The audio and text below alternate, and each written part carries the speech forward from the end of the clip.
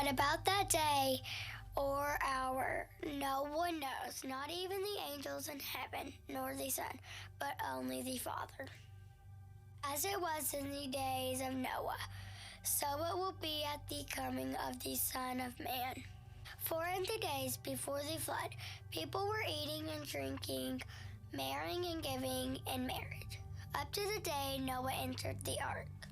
And they knew nothing about what would happen until the flood came and took them all away. This is how it will be at the coming of the Son of Man. 2 men will be in the field, one will be taken and the other left. 2 women will be grinding with a handmill, one will be taken and the other left. Therefore, keep watch, because you do not know on what day your Lord will come. But understand this, if the owner of the house had known at what time of night the thief was coming, he would have kept watch and would not have let his house be broken into. So you also must be ready, because the Son of Man will come at an hour when you do not expect him. The word of God for the people of God. Thanks be to God. Well, good morning, everybody. Good to see you. Happy Thanksgiving. I hope it was good for you. I didn't quite get enough to eat, but we'll see. I hope you did. Hope you had a great time over the Thanksgiving holiday. And is often the case, we make a switch here pretty quickly out of Thanksgiving into the season of Advent, which is in part a preparation for Christmas and in part a preparation for something else. We'll talk about that in just a second, but I'm glad you're here, and I want to celebrate a couple things. On Thanksgiving, we had the first time ever, the first annual Feast for All, and I have some pictures, I think, on the screen of that meal, which talk about food. Oh my goodness, so much food. Everything from shrimp gumbo, to the traditional Thanksgiving fare. It was very good. And this was a meal for people who just kind of, for whatever reason, didn't have someplace else to be at noon on Thanksgiving. And so we had various people for various reasons. We were able to provide a space for them and for us, for community, for fellowship, and for really good food. And so it was great. So Ellen Lockhart Murray Lockhart had sort of put that together. So let's thank her, wherever you are, Ellen, for all the work that it took to do that. Also, in the announcement this morning in the video, in case you missed it, today we are going to, for communion, do our consecration Sunday. We're going to bring our gifts and pray over those gifts at communion time. Not only our regular offerings as they come up to the baskets, but also our pledges, our gifts, our prayerful discernment of how to give in the coming year. So if you're a regular part of Broadway, that's a chance for you to, again, and continually step into our life together. And so those cards, if you didn't get it in the mail, or if you weren't able to bring it this morning, there should be some in the seats, and you have some time to prepare that as well. This is the first Sunday of Advent. Traditionally, this is the first Sunday of the Christian year. This is how we start. And we start in a season of expectancy, of waiting. In many ways, it is to kind of get us prepared for Christmas, but more importantly, it is to prepare us for Christ, which are actually related, but not exactly the same.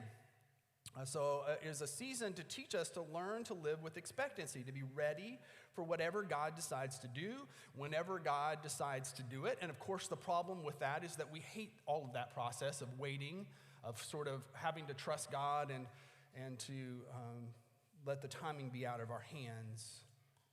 We don't like waiting for a lot of reasons, whether it's stoplights or appointments or at the doctor, or waiting for that person in your life who is never on time.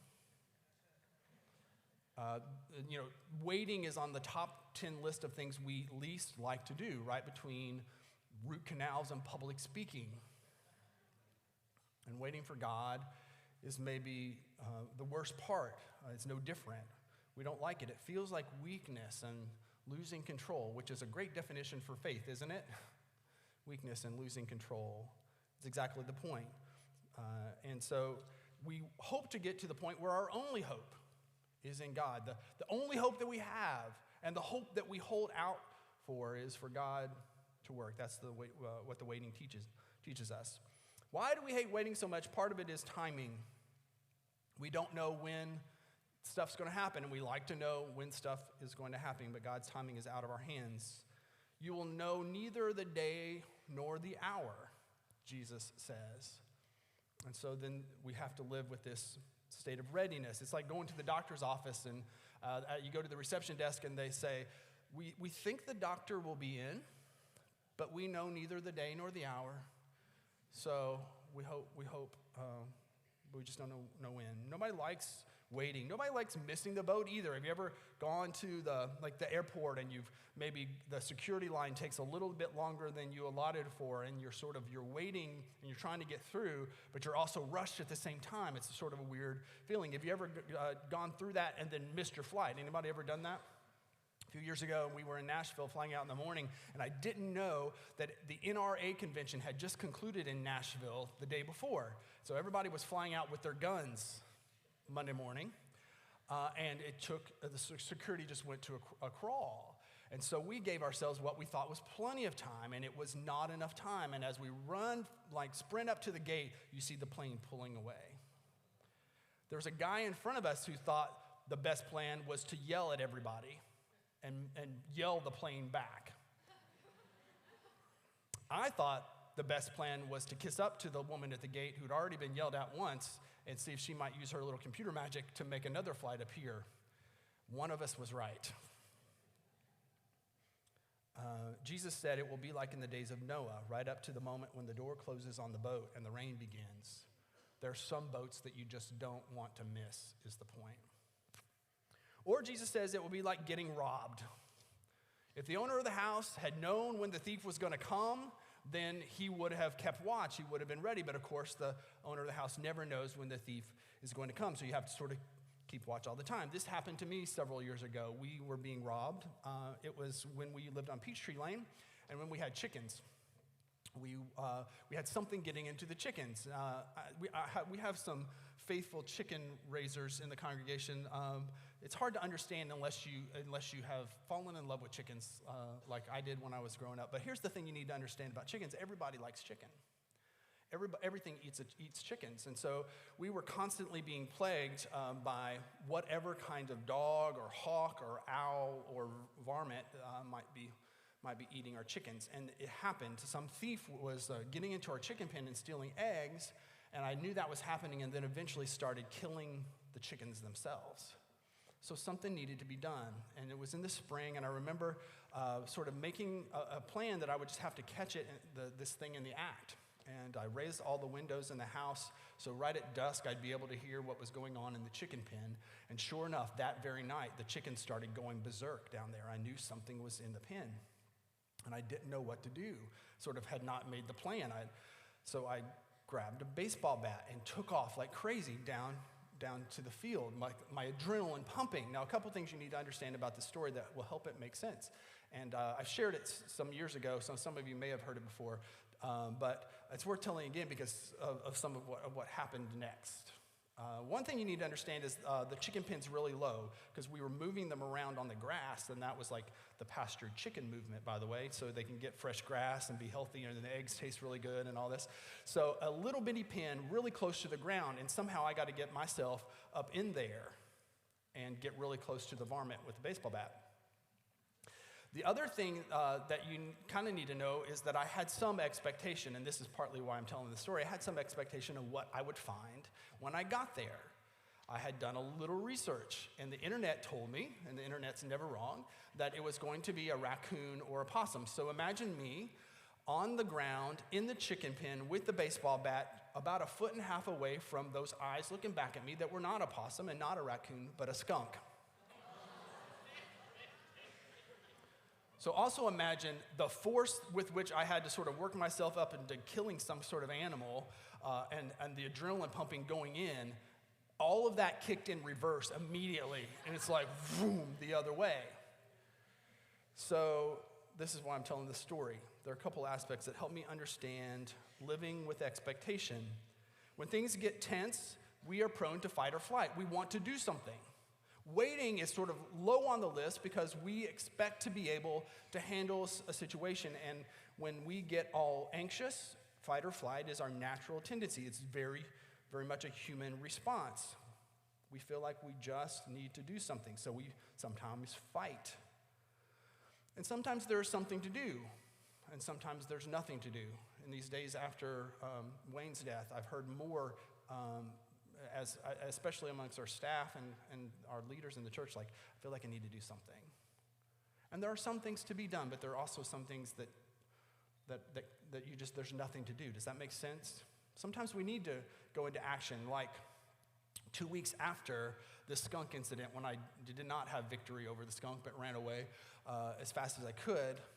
The house overlooked the property, and on Sunday morning, about 2 weeks later, I look out, getting ready for church. Here comes the skunk, going toward the chicken pen. Jenny found me in our bedroom with my 12-gauge shotgun.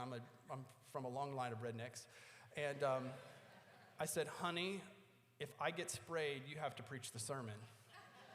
It's one of the moments where I think she probably questioned most her wedding vows. And the skunk problem was solved, and I wasn't sprayed. Sometimes there are things to do to protect and to act, to leap into action, and sometimes there's just nothing to do. Fight or flight kind of leaves us in a bad place when we want to do something and there's nothing to be done.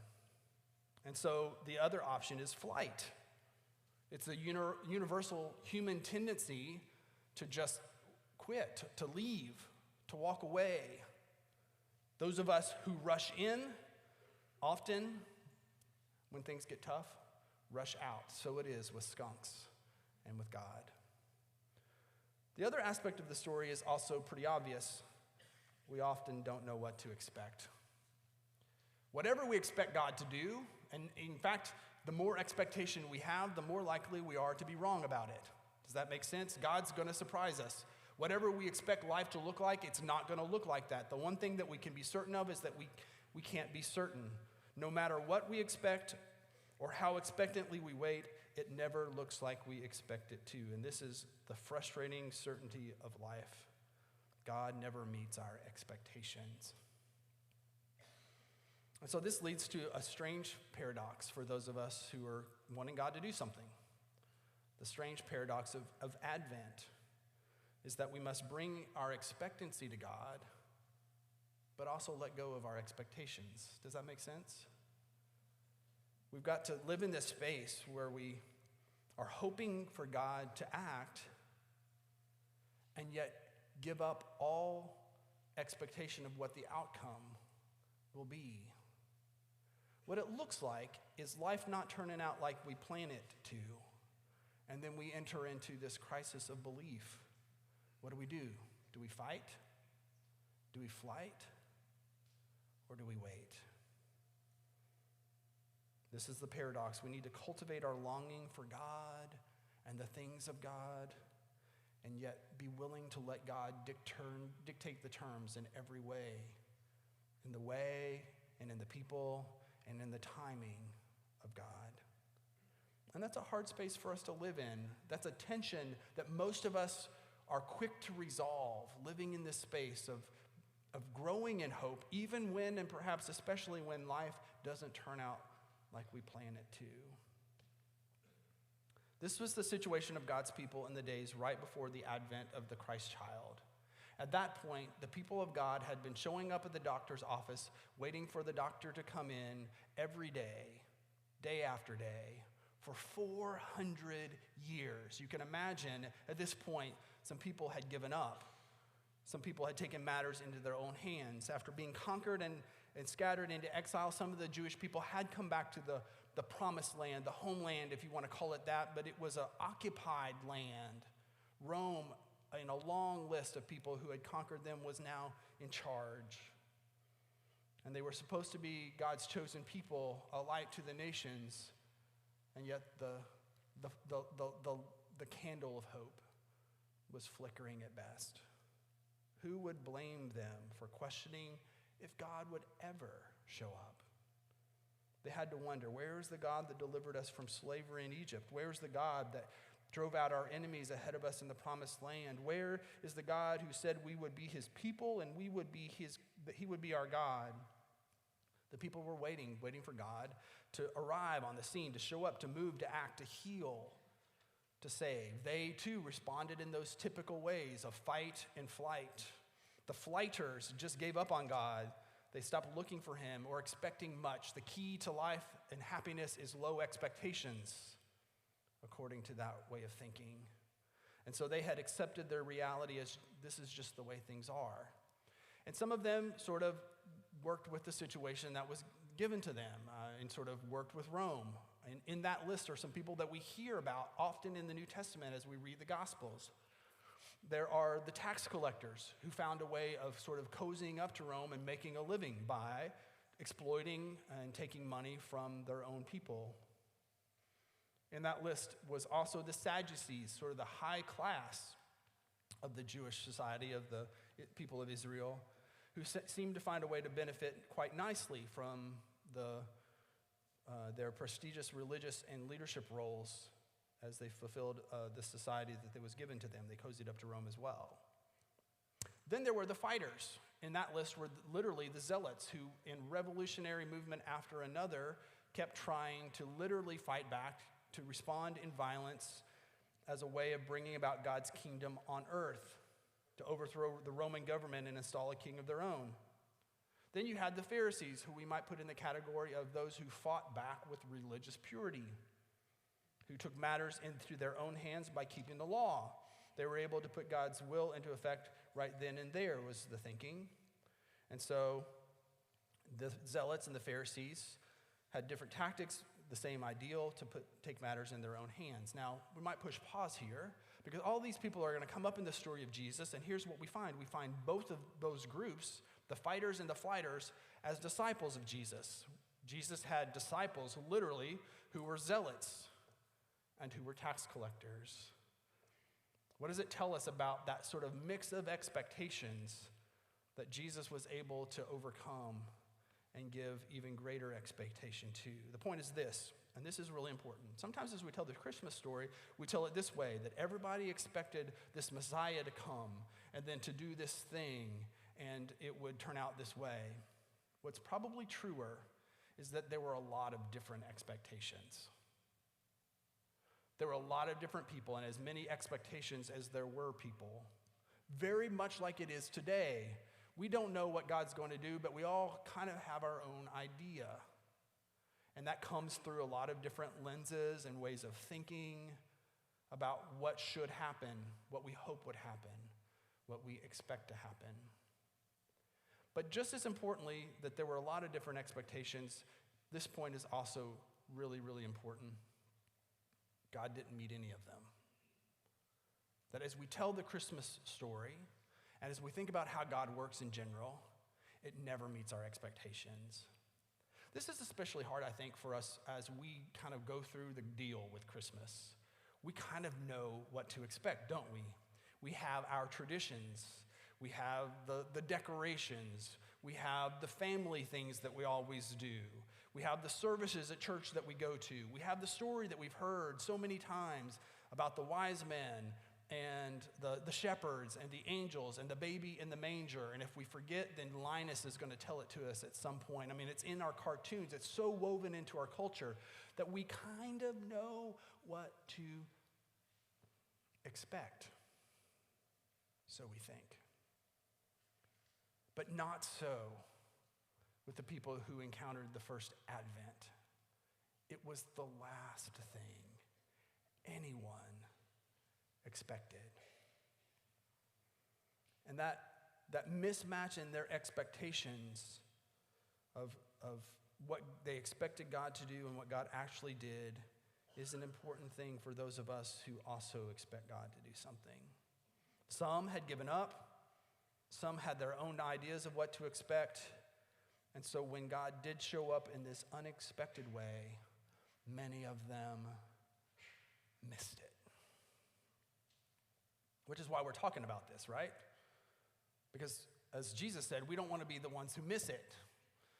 We want to kind of understand the complexities of this and the paradoxes of expectation and be ready. This is, of course, how we miss Advent today. We either sort of give up or we think we have God figured out. Those of us who are prone to flight, kind of put ourselves out there one too many times and then we give up. And those of us who are giving up in one way or another need to raise our expectations again. The call of this season is to put ourselves back out there, to risk the possibility of God working in broken people and messed up institutions and in human history. Those of us who are fighters need to give up our certainty, our correctness, and our control. Those of us who think we kind of know what God will do and we expect God to show up in some predictable way that will confirm what we already know and affirm what we already expect need to know that expectation is a tricky thing. Nobody likes the radical vulnerability of putting our future in God's hands, but that, of course, is the only thing to be done, isn't it? And so at the root of all this is a question. Are we courageous enough to let God do the unexpected thing? To, in fact, expect God to do the unexpected thing. And that's trickier than it sounds. It's sort of this radical openness, this tension, again, that we would rather resolve.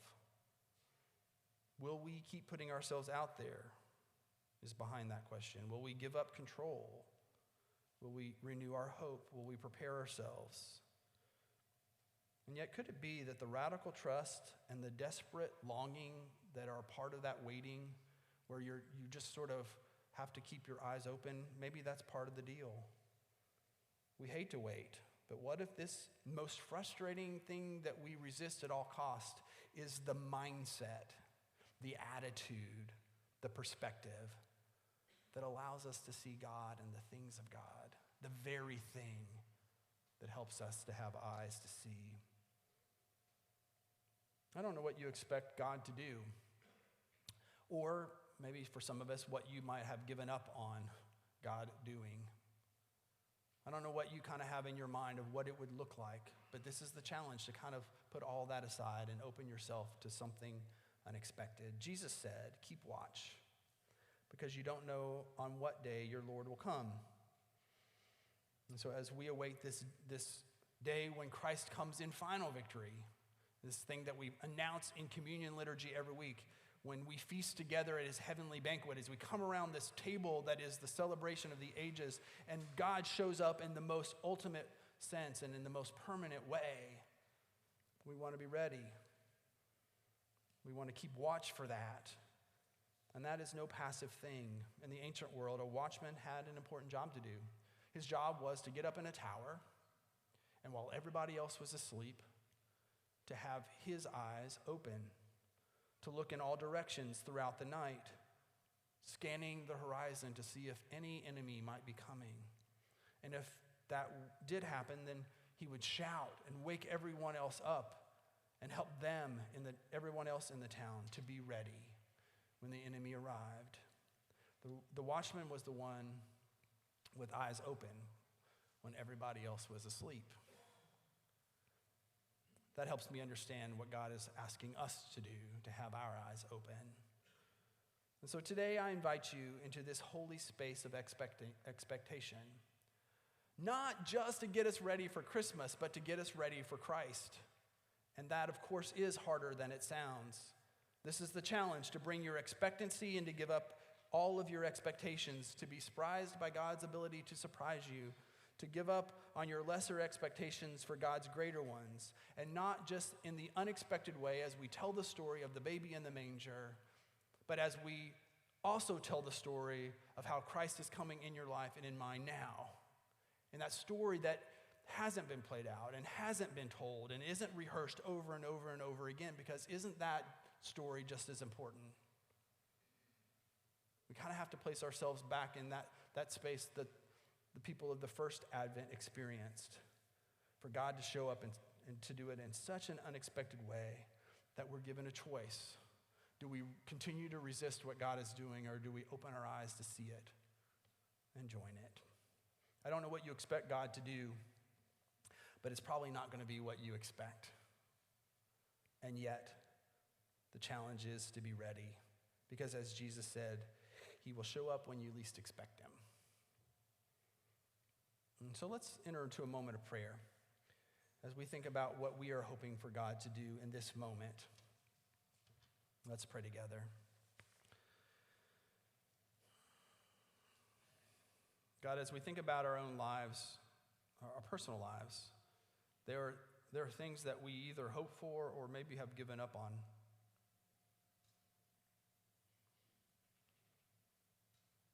Some of those things are tied to the very sources of our brokenness and our greatest pain.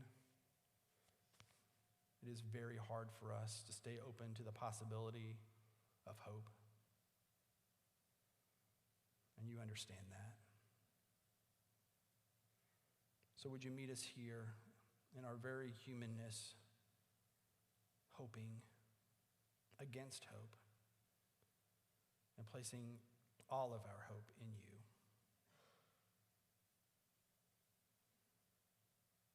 God, as we think about our world and whatever we might expect for you to do, or for what we might expect for kind of things to happen, we want to be ready for that as well. We want to stay open to the possibility that you are still on the throne, that this is our Father's world.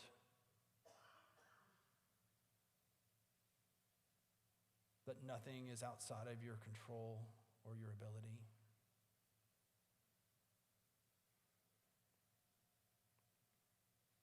And God, in our church, we also want to be ready. We want to be the one scanning the horizon to catch the first glimpse of what you're doing so that we might be ready, so that we might join you.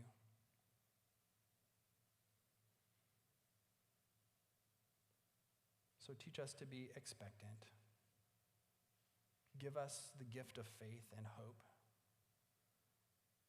And may that watchfulness begin to shape the way we see everything, each other, circumstances, and our world. And as we come to this table of, again, the least expected thing, a God who would sacrifice and give himself in love, might we be surprised by grace even today, as we pray it in Jesus Christ's name. Amen.